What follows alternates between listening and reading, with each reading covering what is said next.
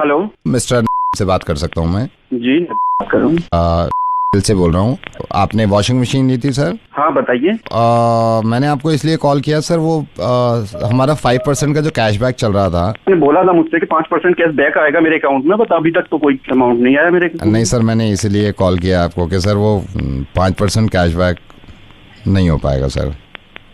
मतलब सर वो मिल नहीं पाएगा सर, वो 5%। पागल आदमी हो क्या? फोन किया है आपने ये बात करने के लिए? आई एम सॉरी सर, बोलने के लिए आपने फोन किया है? 5% की मेरी बात हुई है, 5% दो। Sir I am sorry sir, नहीं दे पाएगी कंपनी सर। पागल हो गए क्या? कैसा नहीं दे पाओगे यार? जो तुमने मेरी मतलब वादा किया है तुमने, 5% कैश बैक लिखा हुआ है आपके टर्म्स एंड कंडीशन में, मेरे अकाउंट में आना चाहिए था, वो अभी तक नहीं आया है। किसने लिखा है सर? आपके टर्म्स एंड कंडीशन में लिखा हुआ, आपके मैनेजर से बात कराइए। नहीं आप सर, किसने लिखा है सर? अरे यार तुम्हारी कंपनी ने लिखा है टर्म्स एंड कंडीशन। सर कितनी फिक्र है ना आपको? अरे क्यों ना हो यार फिक्र, जो बोला है टर्म्स एंड कंडीशन में तुम्हारे लिखा है सारी चीजें, तुम्हें जो दुनिया में लिख दी गई हैं उसकी मुझे इतनी अपने फिक्र है मैनेजर से बात करवाओ अपनी। सर आप मेरी बात सुनेंगे, मैं आपकी सबसे बात कराऊंगा। बात कराइए मेरी, मैनेजर से बात कराइए मेरी। 5% जो टर्म्स एंड कंडीशंस दुनिया में लिखी गई हैं, कंपनी ने लिखी हैं, उसको कितना मान रहे हैं आप? मानना क्या है, वो उसमें लिखा है आपकी कंपनी ने terms and condition 5% cash back मिलेगा आपको। और जो कुरान में लिखा हुआ है 2.5% ज़कात, उसका बिल्कुल नहीं सोच रहे हैं हम। पूरे साल की कमाई की सेविंग पे 2.5% ज़कात, 2.5% ज़कात हर मुसलमान को देनी है। इन टर्म्स एंड कंडीशंस की जरा सी फिक्र नहीं है हमें। जरा सा 5% जो कि दुनिया की कंपनी ने उसूल बनाया है ना, जिसमें लिखा हुआ था टर्म्स एंड कंडीशंस में कि आप अगर वॉशिंग मशीन लेते हैं तो 5% कैशबैक मिल जाएगा आपको, और आप इंतजार कर रहे हैं। आप जरा सोचिए, जो लोग मुस्तहिक हैं, जो लोग परेशान हैं, जो इस चीज का इंतजार कर रहे हैं कि किसी की सिर्फ 2.5% ज़कात निकलेगी तो हमारा पेट भर जाएगा। जब 2.5% ज़कात निकलेगी तो किसी का इलाज हो जाएगा।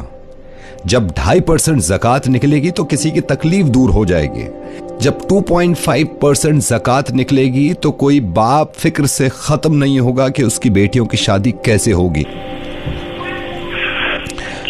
मैं माजरत चाहूंगा, मुझे कभी कभी लगता है कि क्या मैं गलत तो नहीं कर रहा हूं, समझाने का तरीका यह है, लेकिन मुझे लगता है कि शायद ऐसे समझ में आ जाए आपके।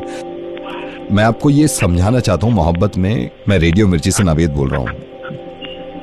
आप 2% ज़कात जो सब पे फर्ज है, ये कंडीशन है हमारे इस्लाम की कि कोई इंसान अगर कमाने के लायक है और कमा के उसने पैसा जमा किया है तो पूरे साल की सेविंग पे 2.5% ज़कात, सिर्फ 2.5%। किस तरह हम दुनिया की टर्म्स एंड कंडीशंस में लगे हुए हैं, किस तरह हम 5% की तरफ लालच से देख रहे हैं कि उन लोगों के 2% का हमें ख्याल ही नहीं है, जो लोग मुस्तहिक हैं, जिनको जरूरत है ज़कात की। मैं तो अल्लाह ताला से दुआ करता हूं कि आपको अल्लाह मियां इस लायक बनाए, इतना पैसा कमाएं, आप इतना पैसा कमाएं कि हजारों लोगों की आप मदद कर सकें, हजारों लोगों की तकलीफ दूर कर सकें। मुझे इस बात पे बड़ी हैरत होती है कि जिन लोगों को ज़कात देनी होती है उनमें से कुछ लोग ऐसे हैं जो फिक्र में आ जाते हैं। बजाय इसके कि फिक्र करें ज़कात देनी है, खुश होना चाहिए कि अल्लाह ताला ने इतना नवाजा है हमें कि किसी को ज़कात दे सकें। मैं माफी चाहूंगा आपसे कि मैंने आपसे ऐसे बात करी और इस तरह समझाया मैंने आपको। माफी तो मैं मांगना चाहूंगा अल्लाह ताला से। आप रोजे रख रहे हैं, अल्लाह ताला आपके रोजों को कबूल करे। आप नमाजें पढ़ रहे हैं, आपकी नमाजों को कबूल करे। अगर हम नमाज पढ़ रहे हैं तो इसका अज्र सिर्फ हमें मिलेगा, लेकिन अगर ज़कात नहीं दे रहे तो न जाने कितने लोग ऐसे हैं जो जिनका जवाब देना पड़ेगा हमें कि वो भूखे सो गए, शायद वो तकलीफ में सो गए, शायद वो बाप परेशानी से खत्म हो गए कि मैं अपनी बेटी की शादी कैसे करूं।